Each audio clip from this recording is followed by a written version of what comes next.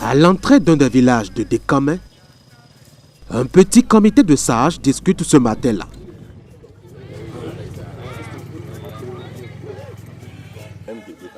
Quand ils sont arrivés, c'est pas ici.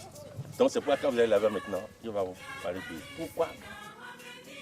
Ces jours inhabituels par ici. Du monde, levé très tôt, pour une mission elle aussi inaccoutumée. Des visiteurs veulent remonter le temps sur les traces d'un vieux royaume, oublié par une partie de la mémoire. Dekame. Nous sommes actuellement ici dans le village de Tantangounou, qui est le 12e village de l'arrondissement de Dekame. Nous allons vers la forêt sacrée et la mare sacrée de Agasouvi. Ce que Dekame a été pour l'histoire du Bénin, il faut que le monde connaisse cela. Cette forêt est d'une importance capitale qu'il faut à tout prix que les gens de notre génération et les générations futures connaissent. C'est donc une expédition pour la restauration d'une histoire. Suivez-moi, s'il vous plaît. De la mémoire d'un peuple. Les Agasouvi, partis de Tado au Togo.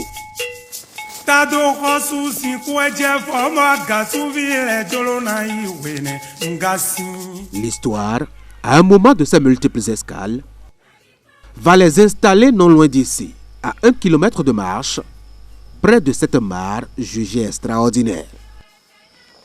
Depuis les années 1560 que les Agasouvi ont mis pied ici, cette mare n'a jamais tari. Et la verdure que vous voyez au milieu là, elle est toujours là, toujours fraîche. Et les cérémonies de purification du village, les cérémonies pour enrayer les épidémies dans le village se font, comme je l'avais dit tout à l'heure, avec l'eau là. Agassou, des fois se transforme en panthère et vient boire l'eau là. Et c'est pourquoi la panthère est très sacrée au niveau de Dekame.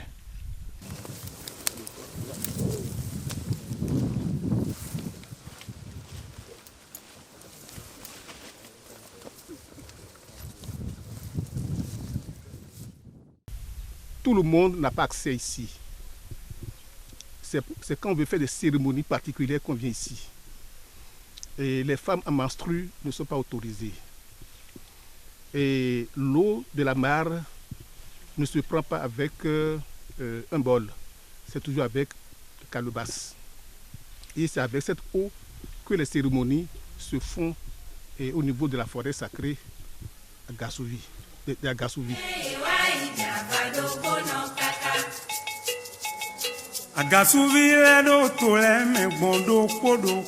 Pour être plus proche de la mare, les descendants du lointain Agassou vont s'installer sur l'autre versant, profitant de la végétation très arborescente et touffue.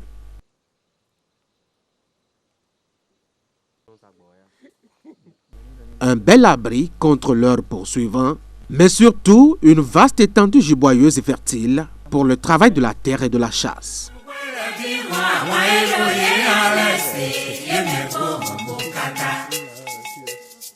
C'est justement à cette terre si hospitalière qu'ils vont confier les restes de leurs ancêtres.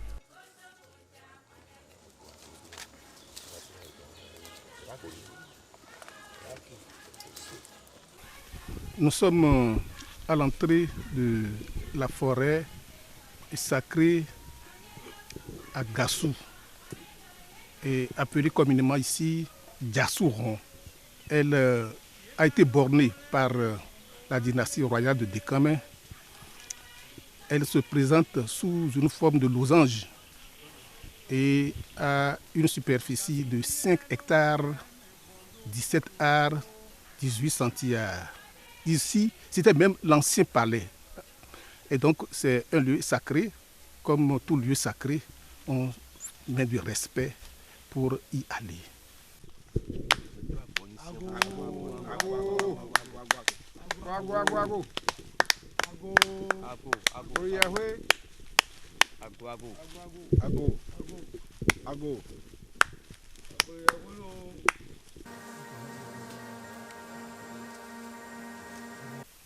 Personne ne peut venir ici couper un morceau de bois. La forêt est protégée. Et jalousement, les gens viennent pour enrayer les mauvais esprits. Les gens viennent pour conjurer les mauvais sorts. Et donc, cette forêt est suffisamment importante pour tout Dékamé et ses environs. Personne n'a le droit d'entrer dans cette forêt si elle n'est pas autorisée.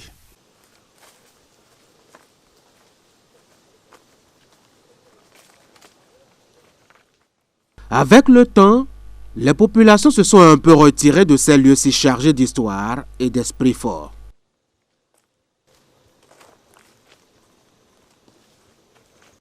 Peut-être pour laisser un peu d'intimité à leur aïeul, qui trop souvent apparaît, dit la légende, à ses descendants sous la forme féline, connu pour son penchant pour la solitude.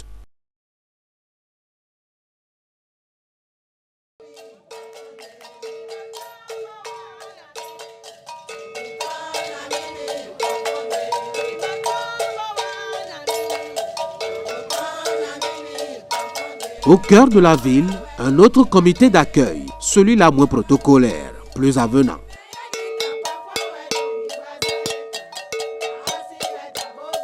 C'est avec lui que nous découvrons l'âme religieuse du peuple Agassové.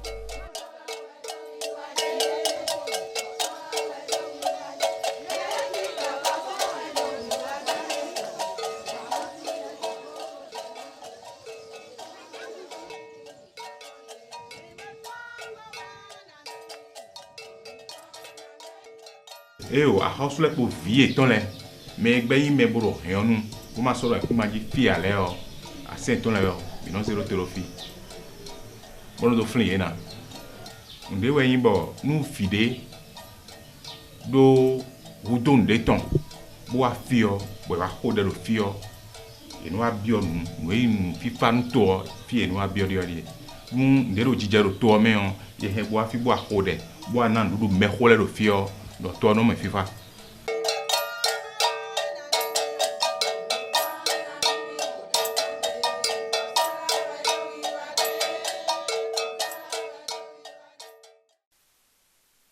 L'histoire raconte que pour contrer des incursions de bêtes sauvages dans le village, le roi d'alors a dû signer un pacte avec ses dieux pour un double objectif.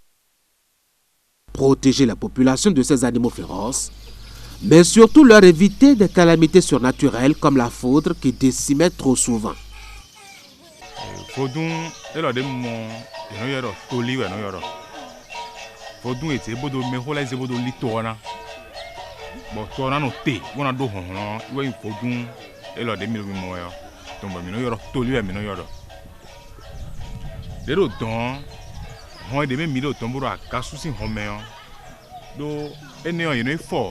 Nous y jifi obna de fi tonro vodun si ansameon don we minoi me hola don we no kamoro don eli boy wa se kanu ton bo ziado fi bo me yoro vodun achasu bo me no ira fo ira yi vodun konu fi de buwo fi we no wa afi donu vodun de su job fi o e wo no yi fun me ton e no ya kasu fun me bo dem bro ceremony le tro amoni no fi mi ton de mi no jile fi o fi we no fo fi lesi.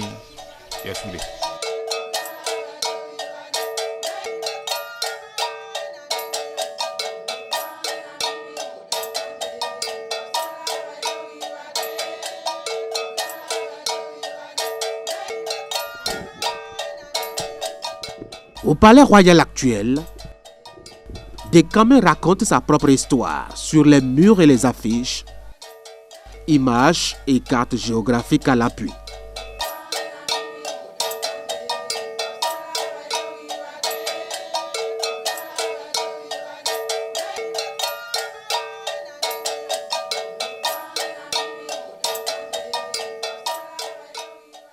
Ils ont quitté Tado. Ils ont parcouru Lonkli. Après, ils sont venus à Dévé. Dévé, après Dévé Dodji, ils sont venus à Tchanou. D'Atchanou, ils ont remonté à Poyogbe, ils sont descendus à Dakhé. De Dakhé, ils sont allés à Bokpakpendi et finalement à Agbodji. D'Agbodji, ils ont contourné pour se retrouver à Dekame. Quand ils sont restés pendant de longues années à Dekame, ils ont continué le trajet et dénommé Tessera, c'est-à-dire Kosoé à Lada. Arrivé à Lada, l'instrument de musique à Djogan que nous avons vu tout à l'heure, c'est ça que Théagbanli a emporté à Porto Novo et ça a commencé par égayer le palais royal de Porto Novo. Donc la suite a continué pour aller jusqu'à Aboubé.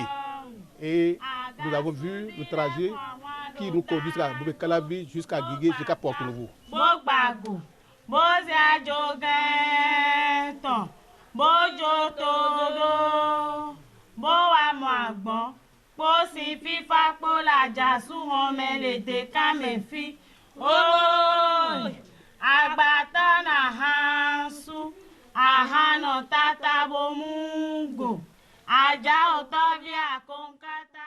Agasuo de suo fiwe no.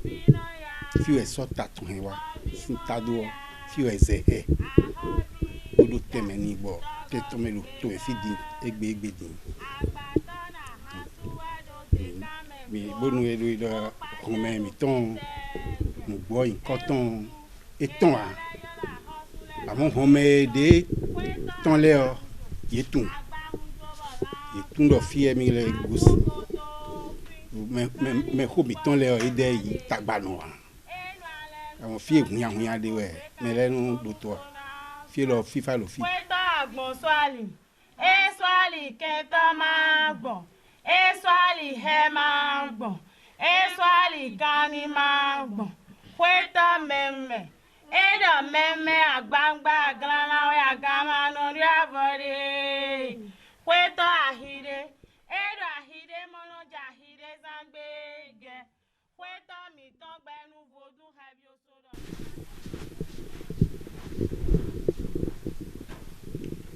C'est le mausolée du roi Zoubin. Zoubin, la lumière. 1858. 1881, c'est là où il dort. Il y a un objet, vous voyez, c'est des objets royaux qui existaient depuis 1858, qui ont été conservés. Il y a des royaumes qui existent, qui ont fait des merveilles. Et ces merveilles, c'était des merveilles silencieuses. S'il veut parler de l'histoire de la création des royaumes du Sud Bénin, il ne faut qu'un survol ou un minuscule point qui met sur Dekame. Ça ne fait pas bien.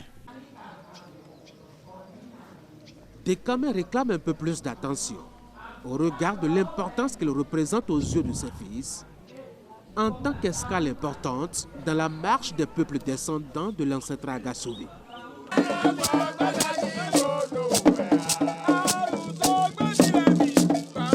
Des héritiers qui, dans leurs pérégrinations diverses, vont fonder différents royaumes qui essaiment la partie méridionale de l'actuel Bénin.